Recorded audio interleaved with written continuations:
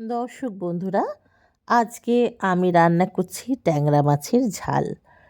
ট্যাংরা মাছের ঝাল রান্না করার জন্য প্রথমে আমি সর্ষের তেল কড়াতে নিয়ে নিলাম। তেলটা খুব ভালো করে গরম হয়ে যাওয়ার পর আমি নুন হলুদ দিয়ে মাখিয়ে রাখা ট্যাংরা মাছগুলো ভেজে নেব। এখানে আমি একটু বড় সাইজের ট্যাংরা মাছ নিয়েছি। মাছগুলো প্রায় 15 থেকে 20 মিনিট আমি নুন হলুদ মাখিয়ে রেখে দিয়েছিলাম। তেল খুব ভালো করে গরম হয়ে গেলে মাছগুলো আমি তেলের মধ্যে দিয়ে দিলাম। খুব কড়া করে আমি মাছগুলো ভাজবো না, হালকা করে এপিঠ ওপিঠ করে মাছগুলো ভেজে নেব। মাছের পেটে অনেকটা ডিম রয়েছে, ডিমগুলো একটু ভাজা হয়ে গেলে ভালো লাগে, না হলে কাঁচা থেকে যাবে। তাই হালকা করে বেশ খানিকক্ষণ একটু ভেজে নিলাম মাছটা। মাছ ভালো করে ভাজা হয়ে গেলে একটা প্লেটে আলাদা করে তুলে রেখে দেব। এখানে আমি 3টে ট্যাংরা মাছ আজকে রান্না করছি। মাছগুলো দেখুন বেশ হালকা ব্রাউন কালার হয়েছে। খুব কড়া করে কিন্তু আমি ভাজিনি। কড়া করে ভাজলে মাছের স্বাদটা অনেকটাই কমে যায়। এবার আমি ছোট চামচের 1 চামচ কালো জিরে ওই মাছ ভাজার তেলের মধ্যে দিয়ে দিলাম।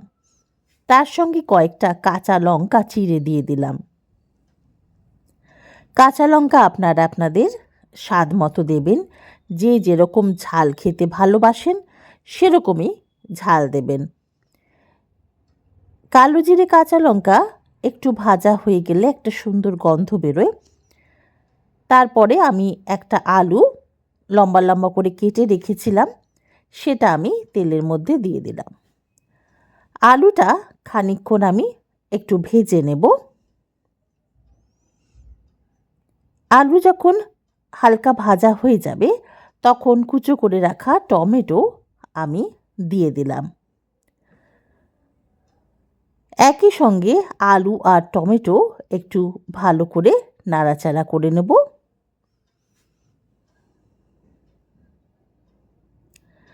এবার আমি স্বাদ মতো নুন দিয়ে দেব। নুন দেওয়ার পরও মিনিট খানেক আমি এই আলুটা একটু ভালো করে ভেজে নেব। টমেটোটাও নরম হয়ে যাবে। কিছুক্ষণ ভাজার পর এবার আমি এর মধ্যে দিয়ে দেব পেঁয়াজ বাটা। এখানে আমি বড় সাইজের একটা পেঁয়াজ বেটে রেখেছি। 1 টুকরো টমেটো পেঁয়াজের সঙ্গে রয়ে গেছে, আমি বুঝতে পারিনি তখন দেওয়া হয়নি, সেটাও আমি দিয়ে দিলাম। পেঁয়াজ কিন্তু এবার ভালো করে কষতে হবে। ভালো করে না কষলে কাঁচা পেঁয়াজের একটা গন্ধ আসবে।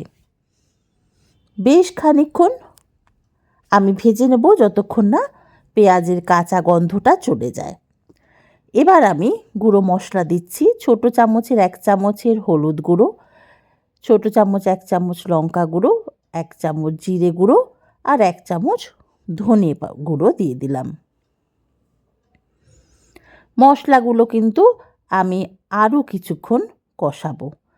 রান্নার স্বাদের মূল কথা হচ্ছে যে কতক্ষণ আপনি মশলাটা কষছেন। একটু সময় নিয়ে মশলা কষতে হবে, না হলে কিন্তু রান্নার স্বাদ আসবে না। এবার আমি রঙের জন্য 1 চামচ মতো কাশ্মীরি লাল লঙ্কার গুঁড়ো দিয়ে দিলাম। খুব বেশি দিচ্ছি না, কাশ্মীরি লঙ্কা গুঁড়ো বেশি দিলে স্বাদের একটু চেঞ্জ আসে, এটা আমার মনে হয় যেন। এতে ঝাল হবে না, কিন্তু স্বাদটা একটু অন্যরকম হয়। তো আমি মূলত রঙের জন্যই কাশ্মীরি লাল লঙ্কা গুঁড়োটা সামান্য দিই। এবার ভেজে রাখা মাছগুলো দিয়ে দিলাম। মশলার সঙ্গে একই সঙ্গে আমি মাছগুলো দিয়ে দিলাম। এবার পরিমাণ মতো জল দিয়ে দেব। খুব বেশি ঝোল আমি রাখবো না, তার জন্য আমি অল্প করে জল দিয়েছি, যেটুকু জল মাছটা আর আলুটা সিদ্ধ হতে লাগে। মাছগুলো জলে ভালো করে ডুবিয়ে দেব। এবার কিছুক্ষণের জন্য আমি এটা ঢেকে রাখবো, আলুটা মাছটা ভালো করে যাতে সিদ্ধ হয়ে যায়। আমাদের মাছের ঝোল কিন্তু রেডি। এবার আমি ধনেপাতা ছড়িয়ে দিলাম। ধনেপাতা ছড়িয়ে দেওয়ার পর একটু নাড়াচাড়া করে আমি 5 থেকে 7 মিনিট ঢেকে রাখবো মাছের ঝোলটা। গ্যাসটা কিন্তু আমি বন্ধ করে দিয়েছি। রান্না আমার হয়ে গেছে। ধনেপাতার গন্ধটা মাছের সঙ্গে সুন্দরভাবে যাতে মিশে যায়, তাই কিছুক্ষণের জন্য ঢেকে রাখলাম। আমাদের কিন্তু মাছের ঝোল তৈরি। যারা এখনও আমার চ্যানেলটি সাবস্ক্রাইব করেননি, চ্যানেলটি সাবস্ক্রাইব করে নিন, লাইক শেয়ার কমেন্ট করুন। দেখুন ট্যাংরা মাছের ঝালটা কীরকম দেখতে হয়েছে। দেখতে যেরকম সুন্দর হয়েছে, খেতেও কিন্তু অসাধারণ হয়। দুপুরে গরম গরম ভাতের সঙ্গে এই ধরনের ট্যাংরা মাছের ঝাল হলে খাবারটা কিন্তু অসাধারণ হয়। ট্যাংরা মাছের ঝাল আমাদের রেডি। আমার ভিডিওগুলো আপনাদের কেমন লাগছে আপনারা কমেন্ট বক্সে জানান। লাইক শেয়ার করুন, কমেন্ট করুন, সাবস্ক্রাইব করুন। আমার সমস্ত ভিডিওগুলো দেখার জন্য আপনাদের অসংখ্য ধন্যবাদ।